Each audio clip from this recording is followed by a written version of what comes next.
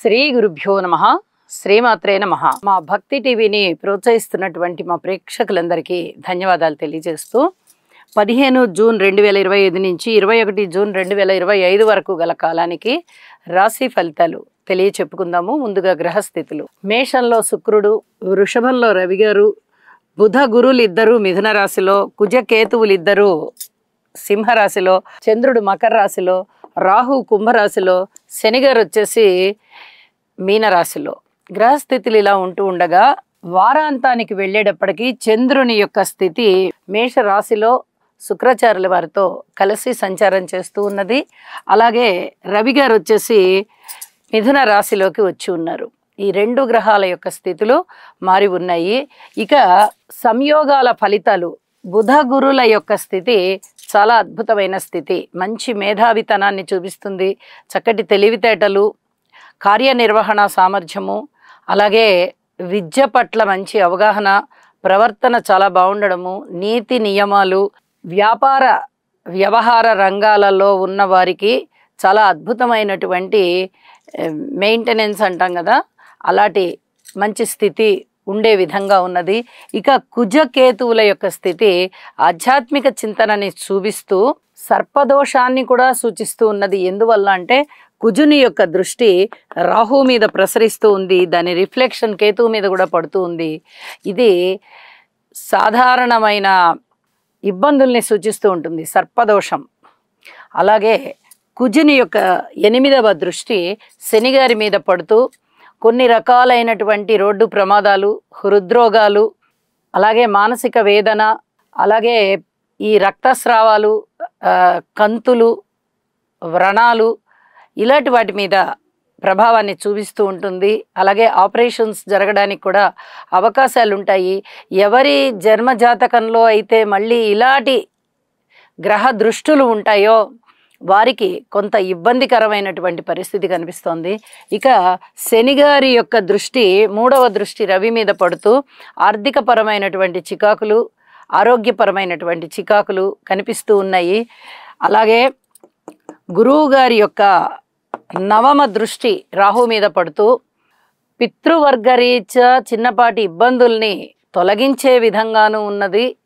అలాగే ఆధ్యాత్మిక చింతనలో కొంత వ్యతిరేక భావాలు వచ్చేటట్టుగా, నాస్తిక భావాలు వచ్చేటట్టుగా కూడా ఈ రాహు మీద దృష్టి అనేది గురువుగారికి ఫలితం చూపిస్తూ ఉన్నది.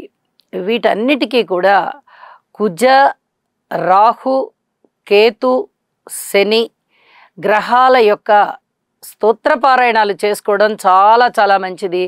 అలాగే ప్రయాణాల విషయంలో కానీ, ఆరోగ్య విషయంలో కానీ, దైవభక్తి విషయంలో కానీ జాగ్రత్తగా ఉండాలి అని చెప్పి సూచిస్తూ ఉన్నది. ఎక్కువగా ఆలోచించకుండా తక్కువగా ఆలోచిస్తూ పరిహారాల మీద దృష్టి పెట్టి భగవంతుని మీద ఆ స్తోత్రపారాయణాలు చేసుకోవడం మీద దృష్టి పెట్టండి, ఇంకా మిగతావన్నీ బాగుంటాయి అని చెప్పి తెలియజేస్తూ ఇప్పుడు మనము రాశి వివరాలలోకి వెళ్దాం. వృశ్చిక రాశి వారికి ఈ వారం రోజుల కాలాన్ని పరిశీలన చేసినట్లయితే ఒకే ఒక్క గ్రహం చంద్రుడు యోగిస్తూ ఉన్నారు. ఇక మిగతా గ్రహాల యొక్క అననుకూలత మనకి చాలా స్పష్టంగా కనిపిస్తూ ఉన్నది.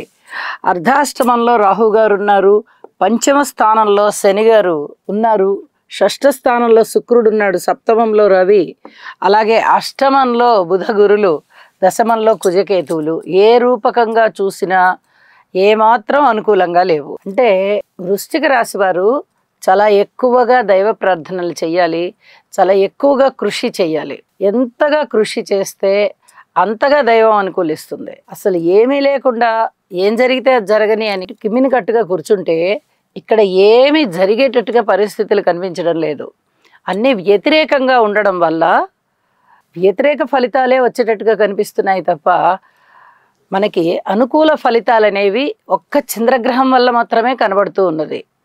అన్నదమ్ముల యొక్క సహాయ సహకారాలు ఉన్నాయి అన్నట్టుగా కనిపిస్తోంది. అయితే కుజకేతువుల యొక్క స్థితి కానీ, కుజుని దృష్టి రాహు మీద శనిగార్ల మీద పడుతూ ఉన్న కారణం చేత కానీ తప్పనిసరిగా వీరు పరిహారాలు చేసుకోవాల్సిన పరిస్థితి ఉంది. ముందరే రవిగారి క్షేత్రం, అందులో కుజకేతువులు, దాని మీద రాహు ప్రభావం, ఇక కుజుని యొక్క ప్రభావం శనిగారి మీద, అంటే రాస్యాధిపతికి బలం తక్కువగా ఉన్నది.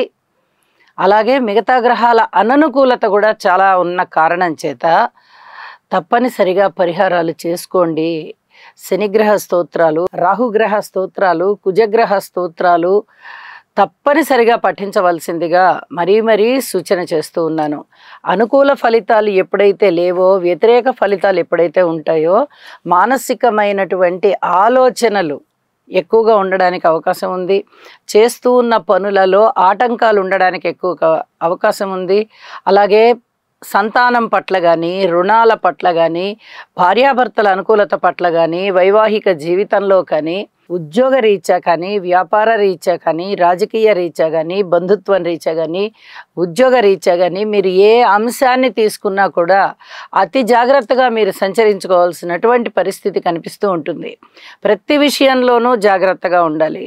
అలాగే వ్యవసాయదారులు ఎక్కువగా కష్టపడాల్సినటువంటి పరిస్థితి. నల్లరేగడి భూములు బాగా ఎక్కువగా కృషి చేయాలి ఆ భూముల్లో పనిచేసేటటువంటి వ్యవసాయదారులకి. అలాగే విద్యార్థులు కూడా తమ కృషిని బాగా పెంచాల్సిందిగా సూచన చేస్తున్నాను. స్త్రీల విషయంలో దుర్గా కవచం చదవడం చాలా మంచిది అని చెప్పి తెలియజేస్తున్నాను. ఏది ఏమైనా పరిహారాలు అనేవి తప్పనిసరిగా కనిపిస్తున్నాయి. ఓర్పు కలిగి ఉండాలి అనేది స్పష్టంగా కనిపిస్తుంది. కృషి ఎక్కువగా చెయ్యాలి అనేది కూడా చాలా సుస్పష్టంగా తెలుస్తుంది. ఇక వారాంతానికి వెళ్ళేటప్పటికీ గ్రహాల యొక్క అనుకూలతలు ఏ విధంగా ఉన్నాయి అంటే, చంద్రగ్రహం యొక్క అనుకూలత చాలా బాగుంది. వీరు పితృవర్గ రీత్యా కాస్త మంచి అనుకూల ఫలితాలు ఇవ్వడానికి అవకాశం కనిపిస్తూ ఉన్న కారణంగా ఈ గ్రహస్థితుల్ని మనం చెప్పుకోవాలి. అలాగే కళల పట్ల చాలా బాగుంటుంది. కళాకారులకి కానీ, కళా పోషకులకు కానీ ఇచ్చేది వారందరికీ కళల పట్ల చాలా బాగుంటుంది అని చెప్పి తెలియజేస్తూ ఉన్నాను. ఇక రవి గారి యొక్క స్థితి కూడా మారి ఉన్నది. అయితే అష్టమ స్థాన సంచారము కాబట్టి ఇక్కడ కలహాలకు ఎక్కువ అవకాశం కనిపిస్తూ ఉన్నది. వెరసి వారాంతంలో కూడా అంతగా అనుకూలమైన ఫలితాలు ఏవి లేవు. ఒక్క చంద్రగ్రహం మాత్రమే వారం పూర్తిగా అనుకూలిస్తూ ఉన్న కారణం చేత చంద్రుడికి సంబంధించినటువంటి పనులు, మంచి ఆహారపు అలవాట్లు ఉంటాయి. అలాగే ఫుడ్ బిజినెస్ ఏదైనా ఉన్నట్లయితే దానికి బాగుంటుంది. మాతృవర్గ రీత్యా బాగుంటుంది, పితృవర్గ రీత్యా బాగుంటుంది. కొంచెం అనుకూల పరిస్థితులు ఉన్నాయి అని చెప్పి సంతృప్తి పడాలి. చెప్పిన పరిహారాలు చేసుకుని మరింత అనుకూల పరిస్థితులు ఏర్పాటు అయ్యేటట్టుగా చేసుకోవాల్సిందిగా సూచన చేస్తూ శుభం.